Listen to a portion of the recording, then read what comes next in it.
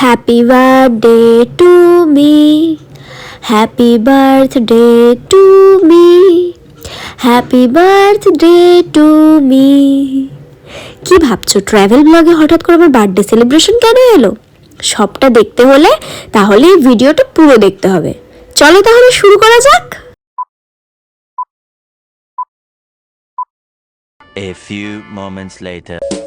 Guys, এই বছরের second trip আমাদের বাইক রাইডিংয়ের। প্রতি বছর যেটা বলি প্রত্যেকটা ভিডিওর শেষে যে নতুন কোনো গন্তব্যে তোমাদের সাথে দেখা হবে। আমার প্রচণ্ড চোখে ঘুম আমার ঠিকঠাক হয়নি, গলাও আমার বসে গেছে। তা এখন ঘড়িতে বাজে 3:30টার মতো।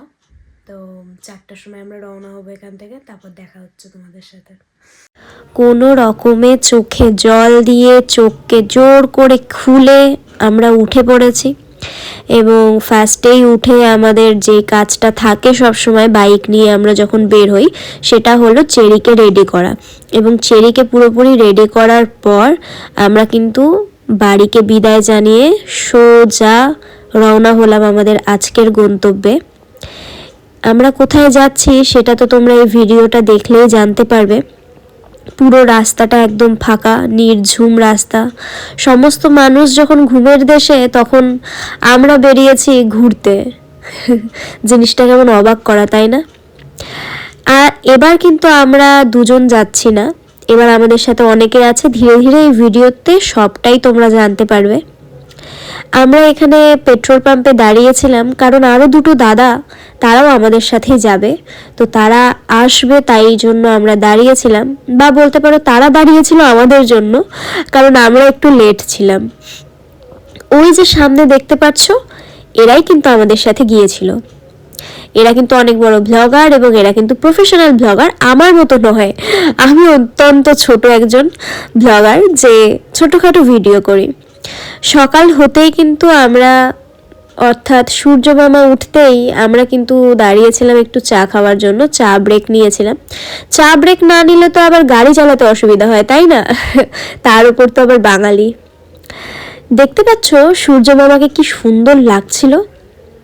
চা ব্রেক নেওয়ার পরে আবার একটু দাঁড়িয়েছি। এখন আমরা মোটামুটি অনেকটাই দুপুরের দিকে হয়ে এসেছে, সেই কারণে একটু টিফিন করার জন্য আমরা টিফিনের জন্য একটা ব্রেক নিয়েছিলাম এবং তারপর আমরা সোজা রওনা হই এবং ঢুকে পড়ি শিলিগুড়িতে। ওই যে সামনের গাড়িটা দেখতে পাচ্ছ, বাচ্চাগুলো কি না খুশি আমাদেরকে দেখে। ওদের কাছে হয়তো আমরা অনেক বড় কিছু, কিন্তু না, আমরা অত্যন্ত ছোট।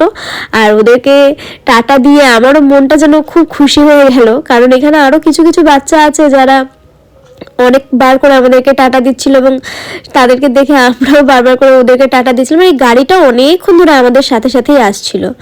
তো যাই হোক, বাচ্চা তো ফুলের মতো, আর ফুল তো সবার পছন্দের জিনিস, তাই নয় কি? তো সেই জন্যই হয়তো ওই বাচ্চাগুলোকে দেখার পর আমার মনটা এতই খুশি হয়ে যায়। রাস্তা অনেকটা পেরিয়ে আমরা চলে এসেছি এখন ফুলবাড়িতে। আর ফুলবাড়িতে এসে আমরা দাঁড়িয়ে পড়েছি গাজলডোবাতে। ফুলবাড়ি পার করেই গাজলডোবা, আর সেখানে রাস্তার ধারে একটি দোকানে দাঁড়িয়ে আমরা এখন, বলতে পারো এটা লাঞ্চ করার সময়, কিন্তু ভাত না খেয়ে আমি খেয়েছিলাম ম্যাগি। কারণ আমি তো সবসময়ের জন্য বিকট টাইপের মহিলা, মাথার মধ্যে কি চলে কি করতে চাই আমি নিজেও জানি না। এই সময়টা ছিলই ভাত খাওয়ার, কিন্তু ওই ভাত না খেয়ে আমি নিয়েছিলাম ম্যাগি। আর এখানে দেখাচ্ছি যে দেখো কি সুন্দর ছোট ছোট কমলা লেবু ধরেছে। আর আমি যেহেতু বাগান বিলাসী, তাই আমি খালি ওই গাছের দিকে তাকিয়েছিলাম যে আর কি কি গাছ এখানে লাগানো হয়েছে, যেগুলো আমিও আমার বাড়িতে লাগাতে পারি। তো যাই হোক, এই চলে এসেছে আমার ম্যাগি। আর হ্যাঁ, ম্যাগিটা খুব ভালো ছিল, যেটা না বললেই নয়, কারণ সেই মুহূর্তে আমার খুব খিদাও পায়। আর ওখানে দাঁড়িয়ে ওই অত সুন্দর ম্যাগিটা মানে বেশ ভালো টেস্ট ছিল এক কথায়। তো যাই হোক, অনেকটা রাস্তা পার করে আমরা চলে এসেছি প্রায়। আমাদের গন্তব্য হয়তো আর কিছুক্ষণ, হাতে গোনা পথে। তোমরা ভাবছো যে আমার কথাগুলো এরম করে কেন বলছি, কারণ সত্যি কথা বলতে আমার শরীরটা একটু খারাপ। আর এই ভিডিওটা যত তাড়াতাড়ি এডিট না করে দেব ততক্ষণ তো তোমরা দেখতে পাবে না। তো সেই কারণে যতই অসুস্থ থাকি তোমাদের সামনে তো আমাকে তুলে ধরতে হবে। গলা একটু বসে গেছে, একটু না ভালোই বসে গেছে, সেই কারণে হয়তো কথা বলতে একটু সমস্যা হচ্ছে। তোমরা একটু অ্যাডজাস্ট করে নিও, একটু মানিয়ে নিও। আর দেখতে দেখতে কিন্তু ওই যে পাহাড়ের চূড়া, পাহাড়ে কিন্তু আমরা উঠে গিয়েছি সমতলকে টাটা বাই বাই করে।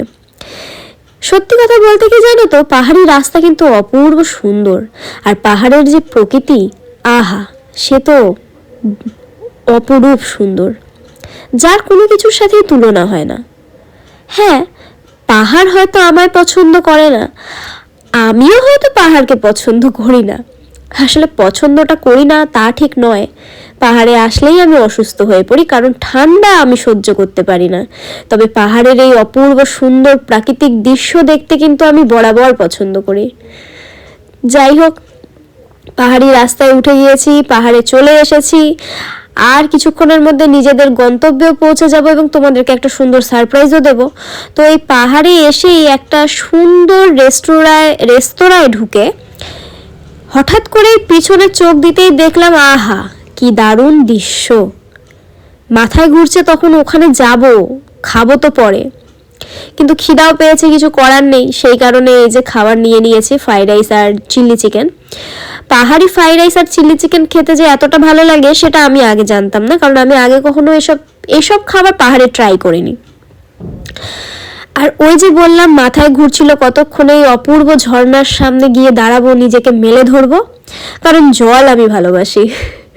তো সেই কারণেই কিন্তু আমি এদিক ওদিক দিয়ে খুঁজাখুঁজি করে এই রাস্তাটা বের করে ফেলেছিলাম যে এখানে আমায় আসতেই হবে।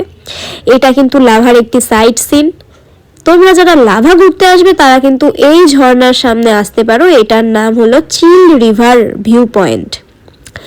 আর এটাকে আরো সুন্দরভাবে দেখার জন্য আমি সিঁড়ি বেয়ে আরো উপরে উঠে যাই, এবং উঠে নিয়ে ওরে সাংঘাতিক ব্যাপার, আমি দেখে ফেলি আমার দাদা বসে আছে এখানে, আর বোন চলে এসেছে দাদাকে দেখতে। আহা, এর থেকে ভালো আর কি হতে পারে। দাদাকে বিদায় জানিয়ে এবার চলছি আমরা আমাদের হোমস্টের উদ্দেশ্যে। তোমরা এতক্ষণে অনেকে জেনে গিয়েছো যে আমরা পাহাড়ে একটি হোমস্টে নিয়েছি, কালিম্পংয়ের ছোট্ট একটি গ্রাম যেটা লাভা নামে পরিচিত। সেই লাভাতেই কিন্তু আমাদের নতুন হোমস্টে গড়ে উঠেছে, যার নাম চন্দ্রা মিস্ট হোমস্টে। তোমরা যারা ভাবছো লাভাতে ঘুরতে আসবে তারা কিন্তু অবশ্যই আমার সাথে যোগাযোগ করতে পারো, আমি নিচে ফোন নাম্বার দিয়ে দেব, সরাসরি আমাদের সাথে যোগাযোগ করে তোমরা আমাদের কাছে চলে আসতে পারো। এই লাভা হোমস্টের পুরো ডিটেলস যদি তোমরা কেউ চাও, সেটা আমি এই মুহূর্তে এই ভিডিওতে দিচ্ছি না, তবে এর জন্য একটা আলাদাই ভিডিও আমি তোমাদের সামনে তুলে ধরবো। এখন এই হোমস্টেটাকে সাইডে সরিয়ে এবার তোমরা এই সুন্দর মেঘের সাথে পাহাড়ের এই মিলনটা উপভোগ করো, যেটা আমি দাঁড়িয়ে উপভোগ করছিলাম। ফোনে দেখে কতটা উপভোগ করতে পারবে তা আমি জানি না, কিন্তু আমি যেভাবে উপভোগ করছিলাম, আমি চাইবো তোমরাও একবার এখানে এসে এই মেঘের সাথে পাহাড়ের মিলনটা উপভোগ করো। ওই যে বললাম হাতে গোনা কিছুক্ষণের পথ, সেই পথ পেরিয়েই আমরা চলে এসেছি আমাদের হোমস্টেতে। এই পাহাড়ের কোলে একটা ছোট্ট হোমস্টে আমরা নিয়েছি, আর আমাদের হোমস্টের এই যে রুমটা দেখতে পাচ্ছ, এই রুমেই কিন্তু আমি আর আমার হাজবেন্ড ছিলাম, তাই এই রুমটাই আমি আপাতত তোমাদের সাথে শেয়ার করছি। আর ওই যে বললাম হোমস্টের যখন ভিডিও ফুল দেব তখন ওই হোমস্টে নিয়েই আলোচনা থাকবে, এখানে না হয় নাই বললাম। পাহাড়ে আসবো, পাহাড়ি মোমো ট্রাই করবো না, এটা কি হতে পারে? তো যাই হোক, ওই পাহাড়ি মোমো ট্রাই করেছি। তো পরের দিন সকালে আমি আমার হোমস্টের একটা ভিউ নিয়েছিলাম, তো এটা হচ্ছে আমার হোমস্টের একটা ভিডিও। আর এই দিনটা ছিলই আমাদের হোমস্টের উদ্বোধনের দিন। তো মা নারকেল ফাটিয়ে অলরেডি উদ্বোধন করে দিয়েছে, আর এখানে আমার বাবা সুন্দর করে একটা প্রদীপ জ্বালিয়েছে আর ঠাকুরকে আরাধনা করছে। আর এখানে ছিল আমার দাদু, বাবা আর আমার হাজবেন্ড।